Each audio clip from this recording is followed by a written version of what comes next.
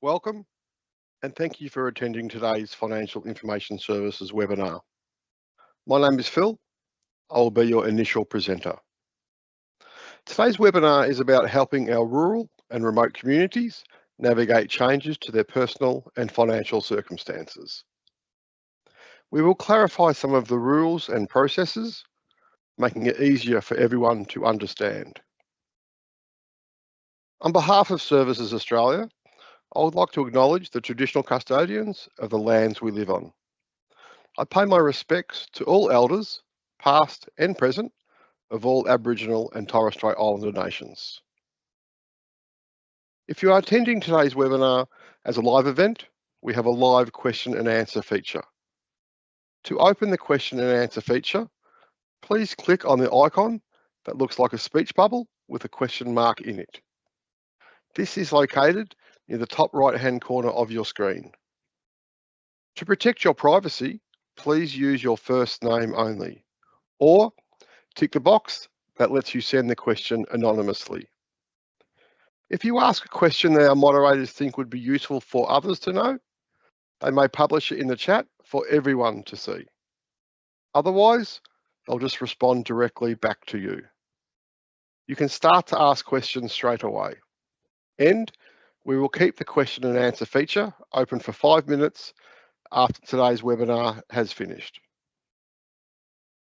During today's webinar, we will cover the role of the Financial Information Service, the assessment of income and assets, how our farm household case officers can help you, the general eligibility for Farm Household Allowance, our aged care and remote financial information service officers, agent and access points for people in rural, regional and remote areas, our mobile service centres and other help that you can receive. We will also give you a summary of our online services. Here, you can interact with Services Australia at a time and place of your choosing. Today's presentation is of general information only. The information outlined in this webinar is accurate as of the 3rd of October 2024. Please refer to our website for further information and any legislative changes that may occur into the future. You are also able to contact Services Australia about your individual circumstances should you have further queries. Firstly, a little bit about the Financial Information Service. We are an education and information service. We provide free, independent, and confidential information to everyone. We can help you to understand your financial options, the possible impacts of the choices that you have, what you should consider when you are reviewing your circumstances. Noting that we do not provide financial advice or opinions. However, the information that we do provide can assist you in making your future financial decisions. Most of our payments are based on your level of income and assets. We count assessable income, which may be different than the income you directly receive. Regarding your assessable assets, this is calculated on their current value, which can potentially be reduced by money owing, dependent upon the security used, and some assets are exempt from our assessment. I will now outline income and assets in further detail. Most types of income count in your income test. We use this and your asset test to assess if you can get a payment and to calculate your rate of payment. Income includes gross salary and wages. This is prior to tax or any other deductions. Profits from a farm or business. Trust distributions. Net rental income after allowing for allowable expenses. Income received from an overseas pension or income stream. Income received from a lifetime defined benefit superannuation pension. Or deemed income from your financial investments. For further information about the deeming rules, please search deeming on the servicesaustralia.gov.au website. Assets are property or items that you or your partner own in full, part, or have an interest in. This can include motor vehicles, boats and caravans, your household contents and personal effects, bank accounts, shares, or money that you've loaned to others, including family members. Real estate assets, such as an investment property or land, businesses or farms, including the machinery and stock. And if you have given money away over the gifting free areas. And I'll explain how this works. The value of your assets is what you would get for them if you sold them at market value. We will deduct any debt you owe that your asset is used as security for from its market value. As an example, if you have a block of land with a market value of $300,000 and you have a loan solely secured against the property itself of $200,000, then the net market value of this block of land would be $100,000. If you claim a payment, we will ask about the assets you have and their value. And you need to tell us if your overall asset values increase above what is already recorded. We need to know if the value has increased by $2,000 or more for financial assets, such as the balance of your bank accounts, $1,000 or more for non-financial assets, being things like motor vehicles. Assets do not include the principal home and surrounding land up to 2 hectares on the same title. If you use part of your principal home for business only, we will include this part in your asset test. This could be rooms within your home, land, or buildings. If you live on a property that is greater than 2 hectares and all on the one title, then the extended land use test may exempt the whole property if all of the following apply. You are age pension age and are eligible for the age pension or carer payment. The house on the property has been your principal home for 20 years or more, and you are making use of the land given your capacity and the capacity of the land. For further information on this, please search rural customers and primary producers on the servicesaustralia.gov.au website. Superannuation is also exempt from the income and asset test whilst you are under age pension age and the superannuation is in the accumulation phase, meaning that you are not receiving regular payments from it. I'll now cover the gifting rules that I noted earlier. There are no restrictions on how we use our money, but if you give away income or assets above the gifting free area, it will still count towards your income and assets for 5 years. This also applies if you sell an asset for less than its market value. The value of the gifting free areas is the same if you're a single person or a couple. They are both $10,000 in one financial year and $30,000 over a rolling 5-year period. As an example, if $30,000 is given away on one day and say no gifts have been made previously, then $10,000 of this would be allowed and the other $20,000 will be maintained as a financial asset for 5 years from the date the gift was made. This would be the same assessment as if you still had the money in a bank account for that 5-year period. For further information on the gifting rules, you can watch our recorded webinar on gifting and lump sums on the Services Australia website. Just search webinars on this website. I'll now hand over to Sally. Thank you, Sally. Thanks, Phil. Hi, I'm Sally, a Farm Household Case Officer, and I'm here to talk to you about Farm Household Allowance. Farm Household Allowance is not a drought payment. It's a payment that helps commercial scale farmers and their families in financial hardship. Farm Household Allowance has a requirement to undertake activities to help improve your financial position.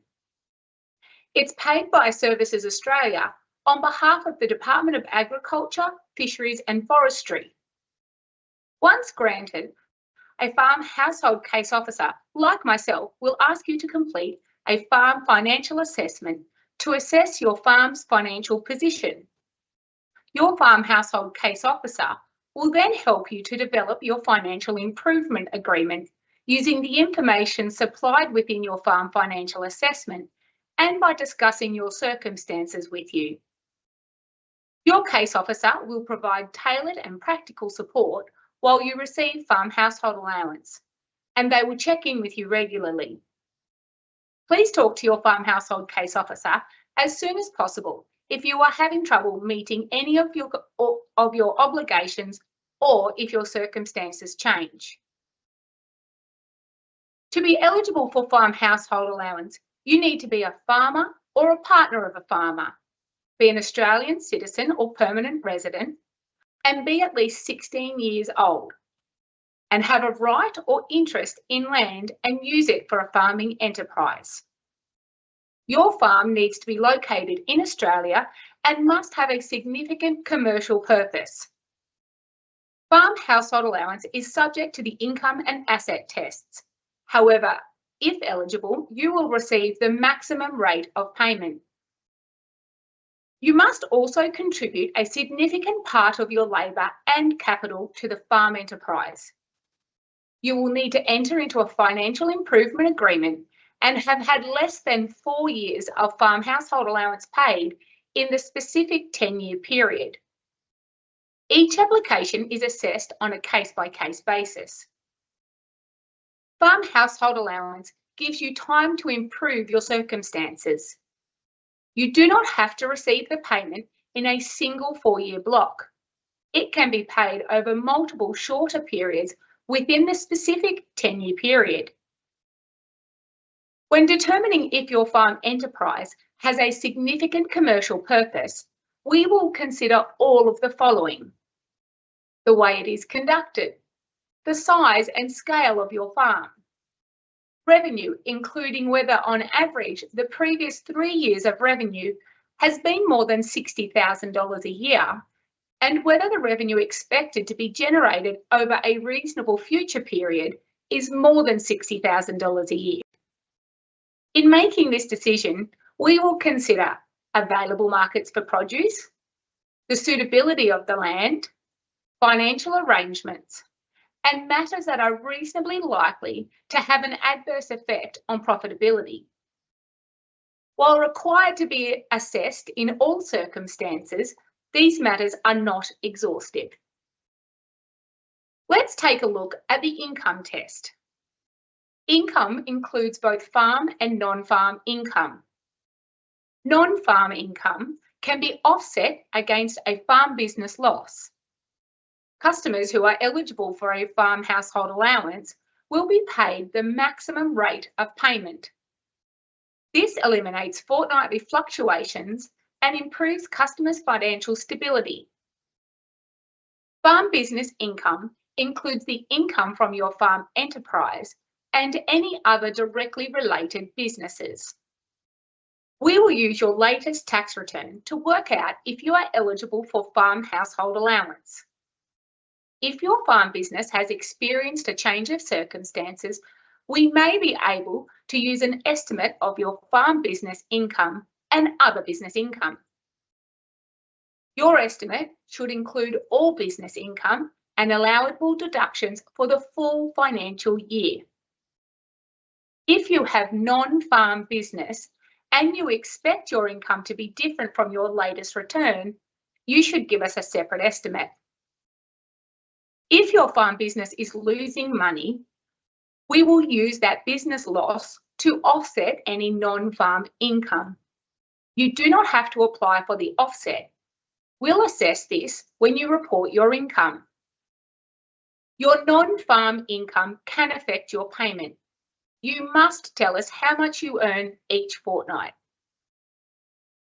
We may exempt money you get from the forced disposal of livestock from the income test. will exempt the income if you deposit the funds into a farm management account. Forced disposal, including selling or destroying livestock due to drought or natural disaster. It may also include when your farm can't support the livestock, if you have concerns for the welfare of the livestock, or when the law requires you to dispose of the livestock. When looking at the asset test for farm household allowance, there is no differentiation between farm and off-farm assets. Since June 2020, there has been a single threshold of $5.5 million net assets. My colleague Phil already touched on what Services Australia consider to be an asset. Asset hardship provisions may be applied when required. The asset test presumes customers with substantial assets, apart from their principal home, use those assets to produce income to support themselves. If substantial assets are held, but they produce little or no income, a person is expected to rearrange their financial affairs before calling on income support through the social security system. However, sometimes a customer's circumstance could mean it's unreasonable to expect them to self-support. The asset hardship rules allow for those customers to have certain assets disregarded when calculating their entitlement. The asset hardship rules for farm household allowance are consistent with the rules for mainstream social security benefits. The two key requirements that must be met are that the customer is in severe financial hardship and they are unable to sell the asset. I'll talk now about the entitlements for farm household allowance. Payments are paid fortnightly and are the same amount as the maximum rate of job seeker payment or youth allowance. If you are eligible to receive farm household allowance, you will be paid the maximum rate of payment. If you have a partner, we may pay the allowance to both of you.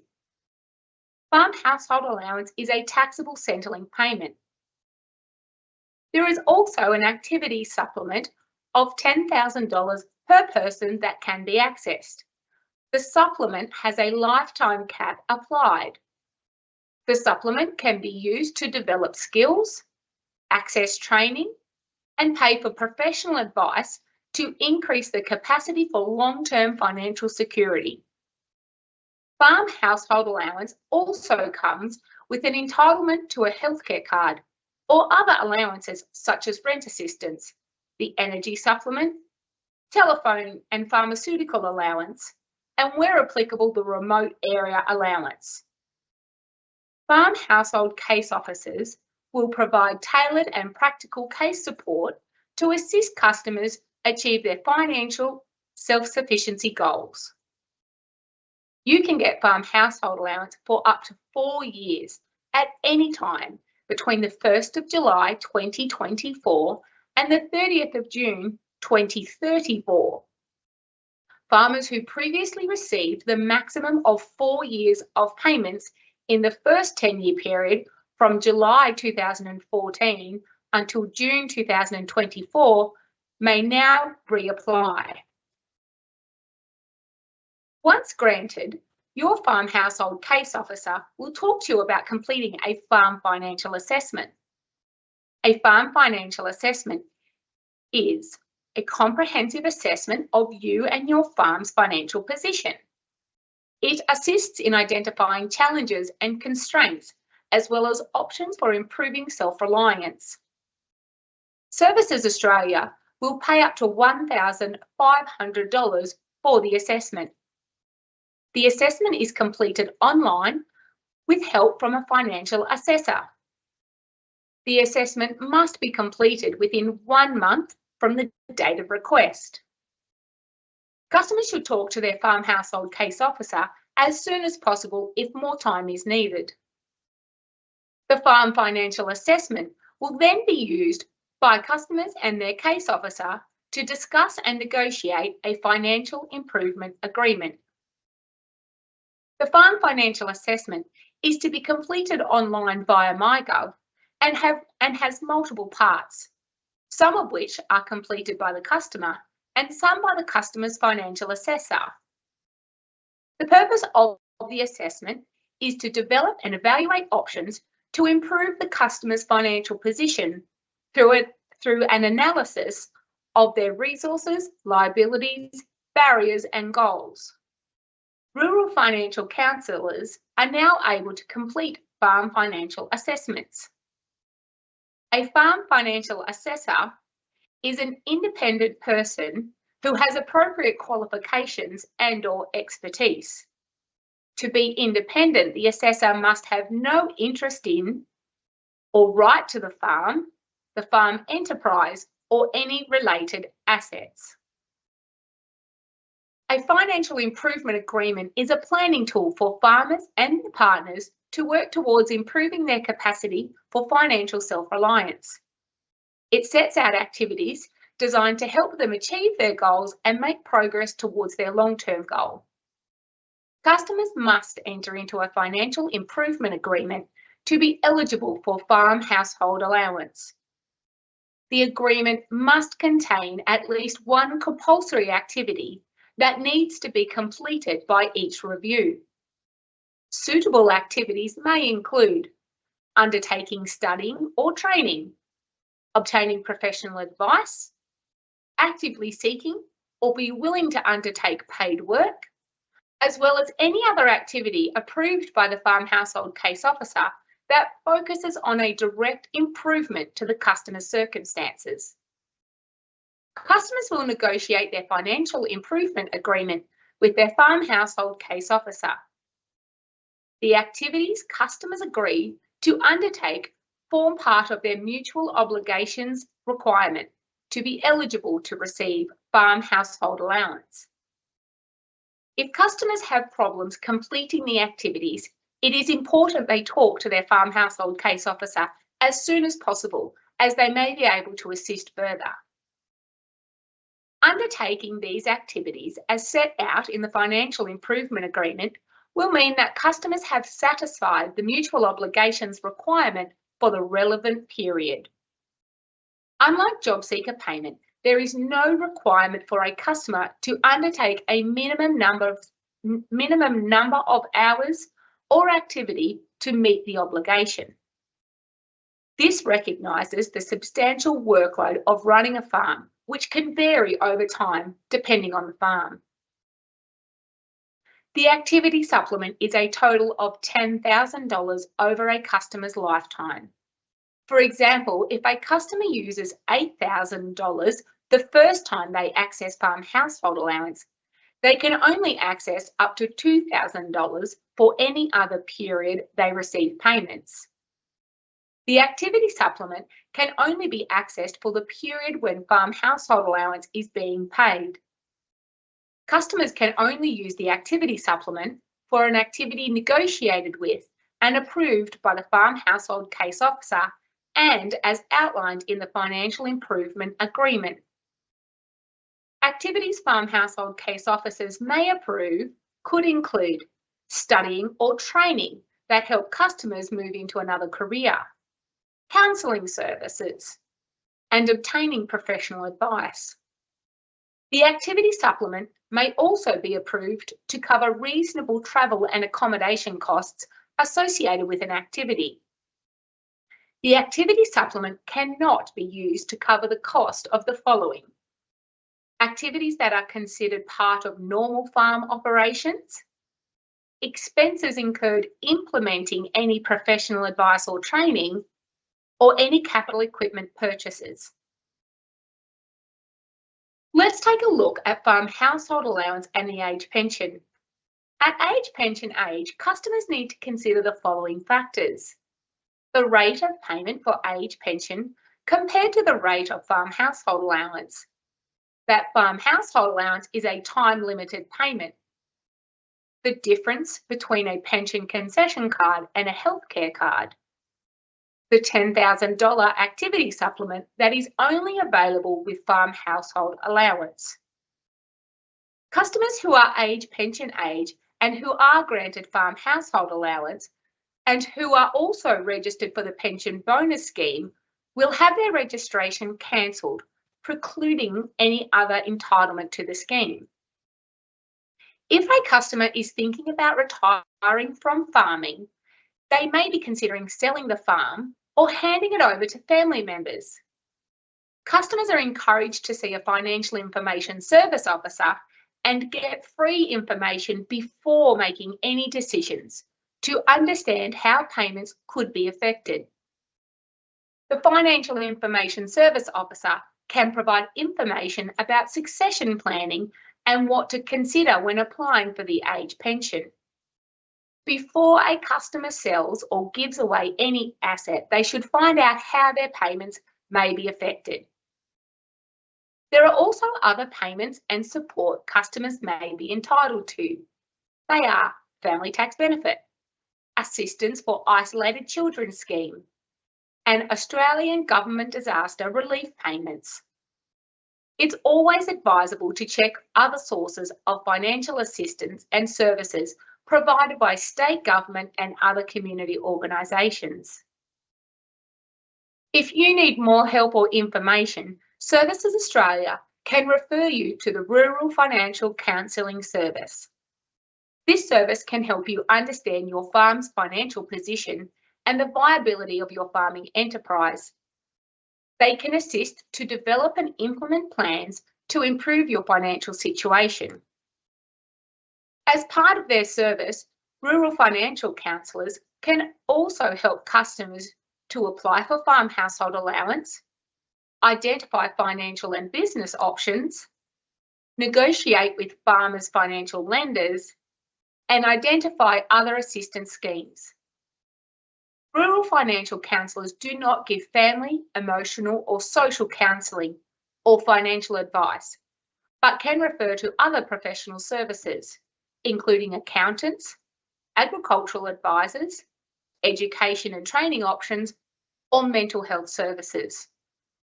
There is also our Farmer Assistance Hotline, a phone service here at Services Australia dedicated to farmers and their partners to talk to us about Farm Household Allowance. Our staff can help customers with the claim process or direct them to other help if needed. Our website is also a great resource for all information about Farm Household Allowance and includes a list of paperwork customers will need to provide with their claim. There's also a link to MyGov where Farm Household Allowance claims can be lodged. Lastly, our Financial Information Service is a free service that can inform and educate customers about financial matters. I'll now hand you over to my colleague Velma from our Remote Outreach Financial Information Service team. Thanks, Velma. Thanks, Sally. I'm Velma. I'm a Remote Outreach Financial Information Service Officer. Financial information officers provide free, independent, confidential financial information and education to help you make informed decisions about your financial needs. You don't need to be receiving a government payment to use our financial services. We offer financial information and education, not advice, as we are not financial counsellors or advisors. We can talk to you by calling 132 300 and ask to speak to a financial information officer when prompted. We can show you how to build your skills and knowledge by using independent tools and resources to help your financial capability and self-sufficiency. We want you to make informed financial decisions throughout your life for a better short or long-term outcome. We can explain how financial products work and the effect on current or future government payments. Services Australia hold webinars regularly. They're online, free and available to everyone. We present on a range of topics including superannuation for all ages, including retirement planning. You can even have a face-to-face appointment online through a video chat appointment using your own device. These appointments are great for people who have more complex matters that would be difficult to resolve over the phone. They're also great for people who can't come into a service centre, as you may simply just live too far away. For our more vulnerable customers, you can have a face-to-face appointment in your local office. In some locations, we can do a presentation to a group of people to talk about all things money related. We are a small team who travel to regional and remote communities where customers may not have easy access to our services to talk about budgeting and all things money related. We talk to people face-to-face and provide one-on-one budgeting support. We also talk about returning to or starting work, receiving a lump sum payment, reading and understanding pay slips, managing changes in circumstances such as illness or disability, parenthood, divorce, or becoming a carer. We can talk to you about saving for the future or want to know more about your superannuation. Refer you to the relevant financial services where appropriate. Educate customers on financial tools and services as well as provide support, information and education to customers who want to know more about anything money related. Prior to travelling to rural and remote locations, there's a lot of preparation and planning. We work closely with community members and providers in rural and remote locations to ensure we provide relevant financial information and education to our customers. We can provide face-to-face interviews in rural and remote locations as well as on communities if appropriate for our more vulnerable isolated customers. I'll now hand over to Brad. Thank you, Velma. My name's Brad and I'm an Aged Care Specialist Officer. Aged Care Specialists can help older Australians, their families and carers with information on the different types of aged care services, eligibility and referrals for government-funded aged care services, financial information, appointing a My Aged Care representative and/or authorising a person or organisation to inquire or act on behalf of Services Australia, and connect them to local support services. Some aged care specialists also provide outreach support. This involves helping customers in rural and regional locations, supporting the mobile service centres, deliver services in Aboriginal and Torres Strait Islander communities, and working closely with other community specialist officers.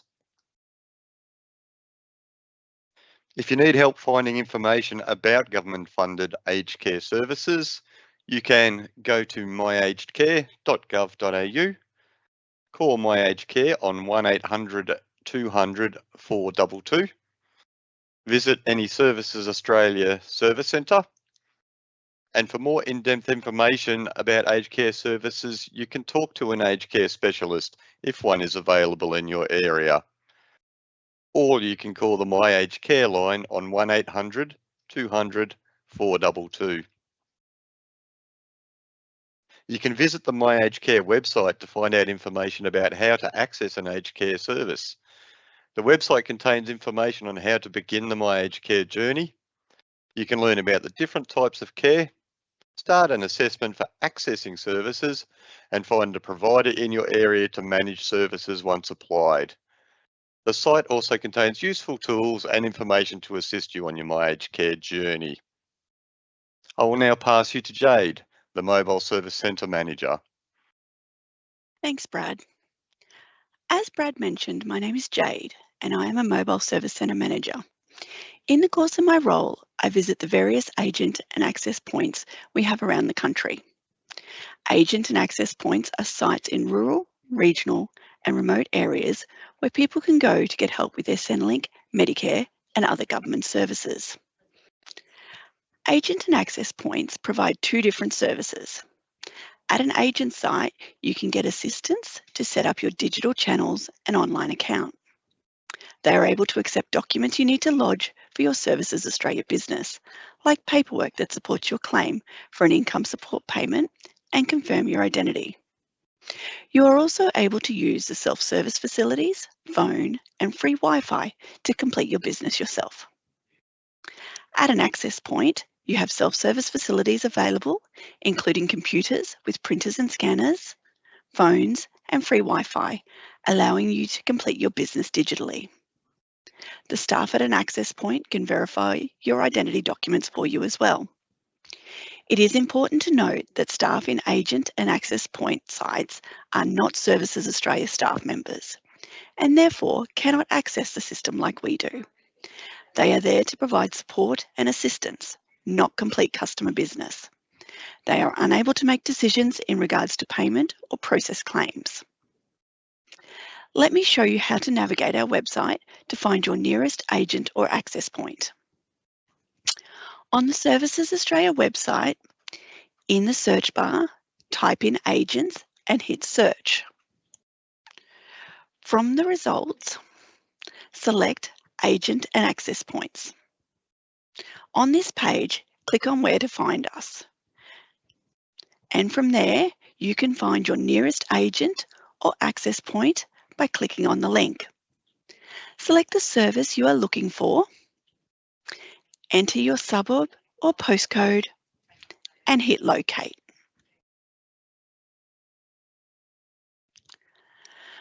Services Australia operate a fleet of 4 mobile service centres: Golden Wattle, Desert Rose, Blue Gum, and Kangaroo Paw 2. Mobile service centres travel throughout rural and regional Australia, providing face-to-face services to communities who would otherwise find access to services difficult. Since the inception of mobile service centres in 2006, mobile service centres have visited over 7,000 regional communities, assisted over 200,000 customers, and have travelled over 1 million kilometres. Mobile service centres have been custom built and include self-service facilities, full wireless IT connectivity, service desks, a private interview room, a small waiting room, and a wheelchair lift. Customers attend the mobile service centres for Centrelink, Medicare, and DVA services. Customers are able to access the same level of service as they would in any Services Australia service centre, and staff are able to support customers to access digital services such as MyGov. A social worker is present on the mobile service centre to support those experiencing crisis or more complex situations. Mobile service centres are also deployed to respond to emergencies such as floods and bushfires.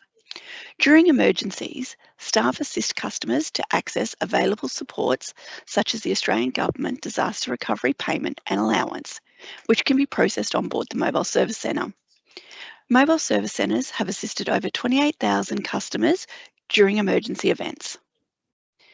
During emergencies, mobile service centres also provide access to specialist staff such as social workers, Indigenous service officers, community engagement officers, and multicultural service officers to support impacted communities.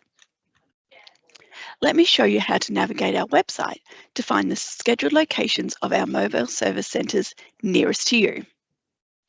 On the Services Australia website, in the search bar, type in mobile services and hit search. From the results, select Mobile Service Centre. On this page, scroll down and select when and where to find us.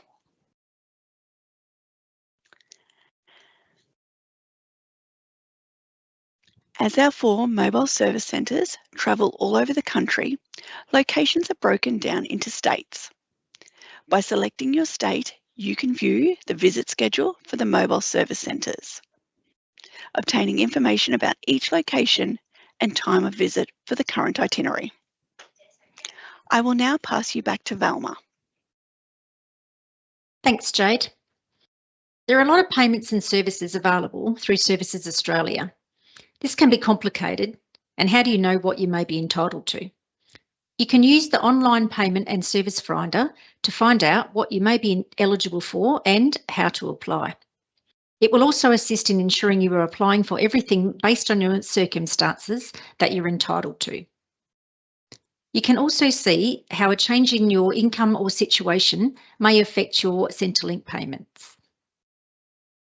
The Money Smart website is a useful tool to better understand your money options.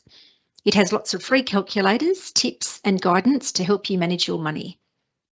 It is not linked to any third parties, so cannot and will not recommend anyone or anything, although it gives a very very good general understanding with useful information and education for budgeting, financial counselling, managing on a low income, problems with paying your bills, how to better understand your superannuation, how loans actually work, and lots more, including for our younger generation, understanding contracts for mobile phones and all things money related. Ask Izzy is a website that connects people who are in crisis with the support services they need and are nearby to your location. Just click on the service you require, for example, need help with food, answer the simple questions about your situation, enter your postcode and where you are currently located. It will give you a list of services and eligibility criteria available near you and what you need to do next. Free help is available for urgent need. If your debts are out of control or you're really struggling to make ends meet, it's important to act quickly. There are some places you can contact for free for help and guidance. Financial counselling is a free service offered by community organisations, community legal centres and some government agencies that can help you solve your money problems. The National Debt Helpline is a free service and open from 9:30 to 4:30, Monday to Friday. When you call this number, you'll be automatically transferred to a local person in your state. Mob Strong Debt Helpline is a free legal advice service about money matters for Aboriginal and Torres Strait Islander peoples from anywhere in Australia. The helpline is open 9:30 to 4:30, Monday to Friday. Free legal advice. If you're in debt and have legal problems, community legal centres and legal aid agencies offer free legal advice in every state and territory. The Money Smart website has a section on trouble with debt and urgent money help. There are also tips on how to approach your credit provider to talk about hardship assistance or extra time to pay your bills. MyGov is a simple and secure way to access government services online in one place. You can manage most of your Services Australia Centrelink information with us online using the mobile app or by phone self-service.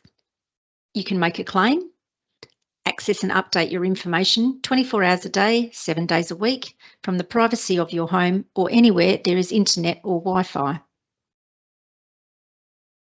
To get more information, go to the Services Australia website, create a MyGov account to access more government services and even YouTube where you will find today's webinar.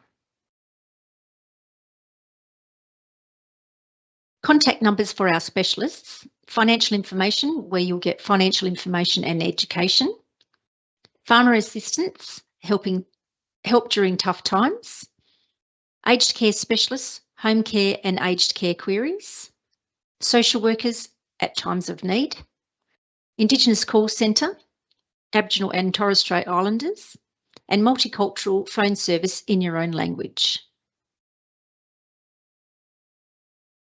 On behalf of our production crew and myself, thank you for joining us today. We hope that you can join us again in the future for webinars, which can be found on the Services Australia website. After being with us today, and if you think this webinar may be useful to someone you know, the recording will be available on our Services Australia website and on YouTube. We hope that you've found financial information and education today and be better informed and able to assist you to be more self-sufficient now and into the future. Thank you.